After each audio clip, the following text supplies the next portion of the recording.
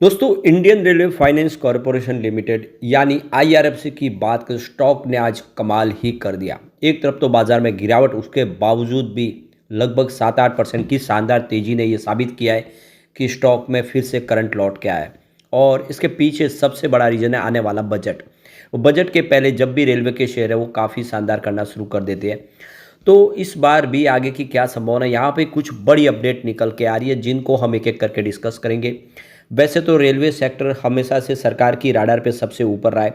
सरकार railway sector में पिछले 10-12 सालों में बहुत कुछ परिवर्तन कर चुकी है। आप देख ही सकते हो कि कैपेक्स बहुत गुना बढ़ा दिया गया है और लगातार हर साल कैपेक्स बढ़ रहा है, जिससे रेलवे बहुत ज़्यादा मॉडर्न हो चुकी है।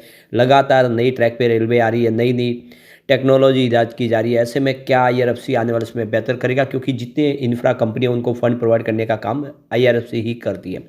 लेकिन फ्रेंड्स, उससे पहले अगर आप पहली बार हमारे चैनल पे आए तो चैनल को सब्सक्राइब कर दीजिए, एक बेल आइकॉन दबा दीजिए ताकि जब भी नया वीडियो बने पहला नोटिफिकेशन आपको मिले। वीडियो पसंद आए तो लाइक से ज़रूर कीजिए। चलो फ्रेंड्स, वीडियो स्टार्ट करते हैं। मैं हूँ आपका दोस्त एस बी दवे और हमारे अपने चैनल ऑनलाइन कमाई में आपका बहुत बहुत स्वागत है। सबसे पहले आईआरएफसी के कारोबार की बात कर ले। स्टॉक की शुरुआत देख सकते हो बिल्कुल फ्लैट हुई 146 पर, जो क्लोजिंग थी फ्राइडे की। शुरुआत तो कमज़ोर हुई और उसके बाद इसमें गिरावट भी हुई, क्योंकि इंट्राडे में 144 का इसने लो बनाया। 144 के लो में आने के बाद वहाँ से एक ज़बरदस्त खरीदारी लौट के आई और स्टॉक ने दौड़ लगानी शुरू की तो सीधा 158 पर चला गया। अब आप देख सकते हो एक ही दिन में 14 रुपीज़ का बड़ा जंप देखने को मिला और ये बहुत दिन के बाद देखने को मिला है जब इतना बड़ा जंप देखने को मिला। स्टॉक फाइनली फिर से 150 को पार कर गया। अंत में क्लोजिंग 157 के आसपास रही, जहाँ पे 7.78% की शानदार तेजी थी। इसकी परफॉर्मेंस अगर आप देखें तो ये स्टॉक 13 दिसंबर को लगभग देख लो कि 160 के आसपास था और उस समय स्टॉक ने बेहतर किया है। कम से कम आप देखें तो उसके बाद गिरावट का दौर शुरू हो गया और यहाँ पे करीब 6 से 7 ट्रेडिंग सेशन में स्टॉक में लगातार गिरावट हुई, जिसके नतीजे से ये स्टॉक 150 के स्तर को भी इसने तोड़ दिया। यानी जो स्टॉक लगभग 160 के ऊपर था वो 150 के नीचे आ गया। फाइनली स्टॉक फिर से एक बार 158 तक पहुंचा है। यानी वो सारी गिरावट थी वो थमती हुई दिखाई दे रही है और बिल्कुल एक नई तेजी की तरफ स्टॉक आगे बढ़ता दिख रहा है।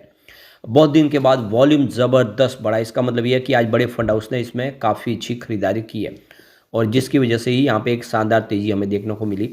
तो पिछले एक महीने पहले इसका 3 करोड़ का वॉल्यूम था, 72 लाख की डिलीवरी उठाई गई थी। 1 वीक पहले 1 करोड़ का वॉल्यूम हुआ था, सामने 33 लाख की डिलीवरी उठाई गई थी।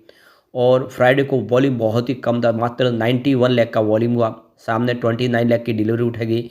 लेकिन आज सडनली वॉल्यूम बढ़ के सीधा 4 करोड़ तक पहुंच गया है। पूरे महीने में सबसे शानदार वॉल्यूम हुआ और ये जो वॉल्यूम बढ़ रहा है इशारा कर रहा है कि यहाँ पे संभावना पॉजिटिव बनी है।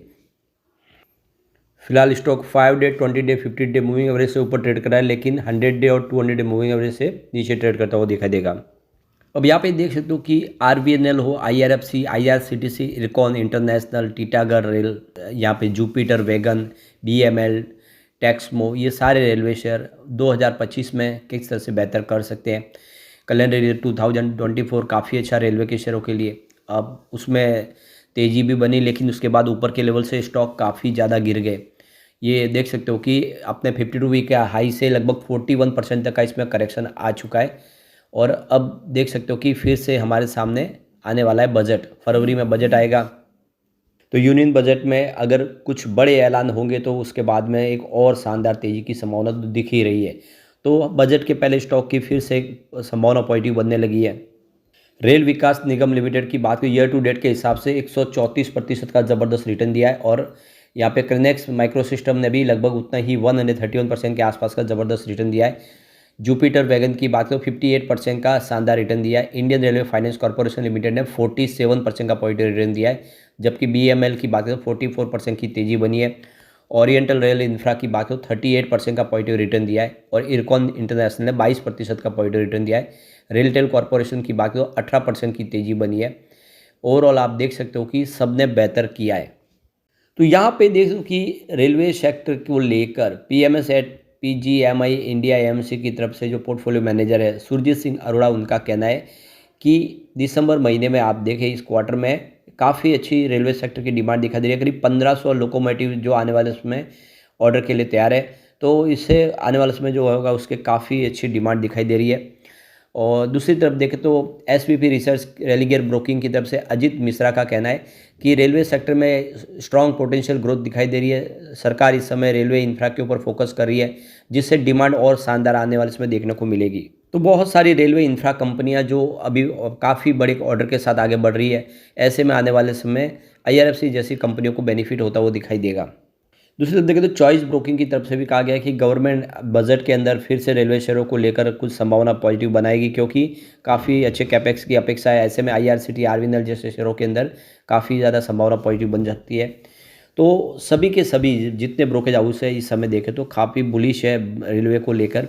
आनंद राठी की तरफ से नरेंद्र सोलंकी का भी कहना है कि आने वाला जो बजट है वो काफ़ी बेहतर रह सकता है रेलवे के लिए। रेलवे इस बार और बड़े कुछ ऐलान कर सकती है। तो ये सारी बातें साबित कर रही है कि रेलवे सेक्टर के लिए एक अच्छी संभावना बननी शुरू हो चुकी है और आईआरएफसी इसमें महत्वपूर्ण भूमिका निभा सकता है।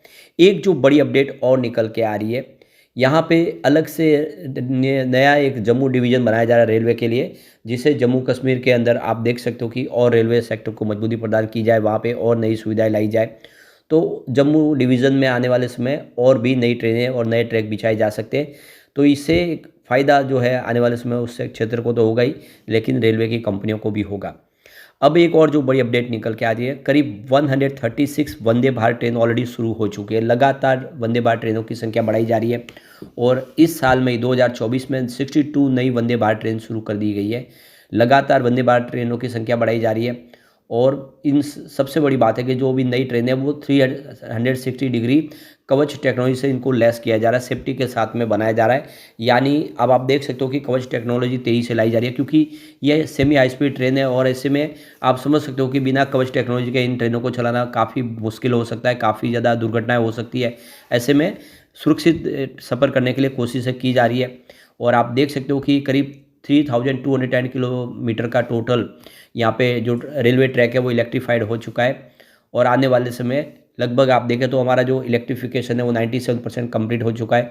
अमृत भारत स्टेशन के तहत 1337 स्टेशन है जिनको आइडेंटिफाई किया गया है रीडेवलपमेंट के लिए। उसमें से देख सकते हो कि 1198 जो रेलवे स्टेशन है उनके लिए यहाँ पे ऑलरेडी टेंडर जारी कर दिए गए हैं जो स्टेशन रीडेवलप होंगे। तो कितना भारी भरकम खर्च होने वाला आप समझ ही सकते हो।